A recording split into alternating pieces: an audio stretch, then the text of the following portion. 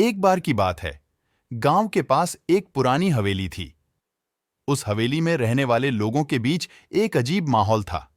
लोग कहते थे कि हवेली में किसी भूत का राज है और रात को हवेली की गलियों में अजीब आवाजें सुनाई देती हैं। एक दिन गांव के एक युवक ने निर्वासित होने का फैसला किया। उसने सोचा कि वह रहने के लिए दूसरे गांव चला जाएगा, पर कुछ अजीब गतिविधियों ने उसे उस हवेली के पास खींच लिया। उसने दिन भर की अजीब शक्ति के बारे में सुना था, पर कभी भी खुद नहीं देखा था। उसने रात को उस हवेली की ओर अपने कदम बढ़ाए। जैसे ही उसने हवेली के दरवाजे की ओर बढ़ाया, एक अजीब सी आवाज सुनाई दी। उसका दिल धड़कने लगा। धीरे धीरे वह हवेली के अंदर घुसा और देखा कि हवेली के अंदर कुछ नहीं था।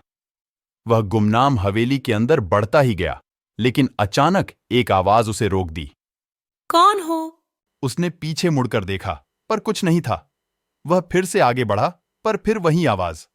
वह आगे बढ़ता रहा, पर आवाज ने उसे पीछे खींच लिया। फिर वह आवाज अचानक गायब हो गई।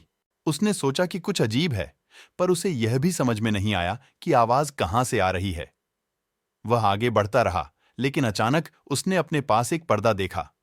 वह पर्दे को खोला और देखा कि वह पर्दा एक गुप्त सीढ़ी के पीछे ले जाता है। उसने धीरे धीरे सीढ़ियों को चढ़ा, पर फिर से उसने वही आवाज सुनी। कौन हो? उसने घबराकर आसपास देखा, पर कुछ नहीं था। वह सीढ़ियों को और चढ़ता रहा, पर आवाज ने उसे हमेशा के लिए रोक दिया। फिर अचानक उसने वही आवाज खुद से सुनी। तुम हो? उसने पीछे मुड़कर देखा और उसे उसके चौंकाने वाले पहलू का उलझन हुआ। क्या यह सचमुच में एक भूत है या कुछ और है? यह कहानी रहस्यमयी माहौल में एक रहस्यमय कहानी है।